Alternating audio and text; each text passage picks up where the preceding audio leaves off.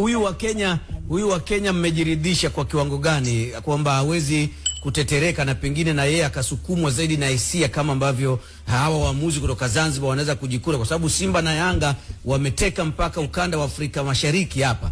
Mmejiridhisha kwa kiwango gani? Haiwezekani sisi tutumie gharama kubwa, tunampanisha ndege usiku tunamleta hapa visiwani Zanzibar alafu aje atuharibie mchezo kwa mapenzi yake binafsi. Yani haiwezekani, tutulipa gharama zetu zote. Hiyo haiwezekani. Maana yake mpaka tunafanya mawasiliano na tunamtafuta, tumeshamueleza kwamba tunahitaji nini mpaka tunakuleta wewe kutoka nje ya nchi.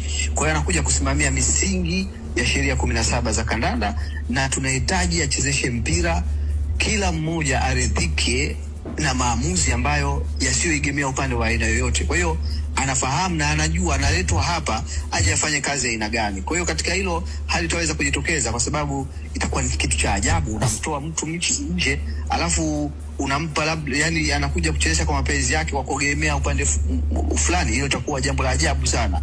Kwa hiyo na kama kamati, ili kuondoa ukakasi wa aina yoyote, tumekubaliana kwamba muamuzi huyu aachwe, asiguswe, achezeshe kulingana na sheria za kandanda, lakini upande utakaokuwa unastahili ushinde, basi ushinde kwa haki.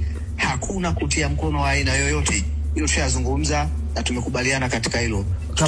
Kabwanga, muda wetu umekimbia kweli. Kwa dakika moja tu tuambie sasa, maandalizi ya mchezo wenyewe, upatikanaji wa tiketi umekamilika kwa kiwango gani mpaka asubuhi tunavyozungumza?